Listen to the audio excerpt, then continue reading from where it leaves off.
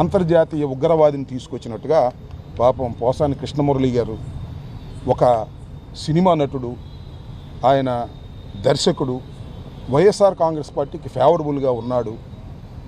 ఏదో టీవీల్లోనో ప్రెస్ మీటుల్లోనో అనుచిత వ్యాఖ్యలు చేశారని వారి ప్రభుత్వం వచ్చిన తర్వాత ఆయన్ని వేధించేటటువంటి కార్యక్రమం.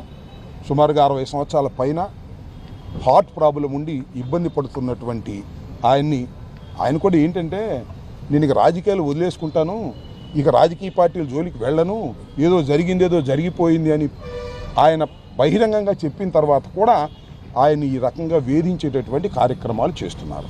నేను చాలా టీవీల్లో చూసా. ఇదిగో ఈ ఆంధ్రజ్యోతి, TV5 ఇంకా కొన్ని టీవీల్లో పోసాని కృష్ణమురళి గారు మాట్లాడినటువంటి బూతులని చూపిస్తున్నారు. అయ్యా, నేను మనవి చేస్తున్నా, పోసాని కృష్ణమురళి గారు బూతులు తిట్టాడు అంటున్నారు కదా, చింతకాయల అయ్యన్న పాత్రుడు గారి కన్నా ఎక్కువ బూతులు తిట్టాడా?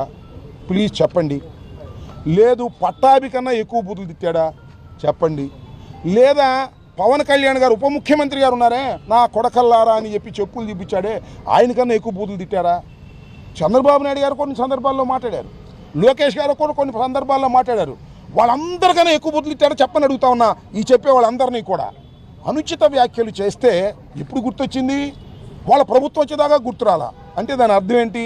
ఇవాళ ఎవరైనా అనుచిత వ్యాఖ్యలు చేస్తే మళ్ళా మా ప్రభుత్వం వస్తే తీసుకెళ్ళి లోపల ఏమైనా సందేశం ఇస్తుంది? మీరు చాలా దుర్మార్గమైనటువంటి రాజకీయాలు చేస్తున్నారు, చీకటి రాజకీయాలు చేస్తున్నారు.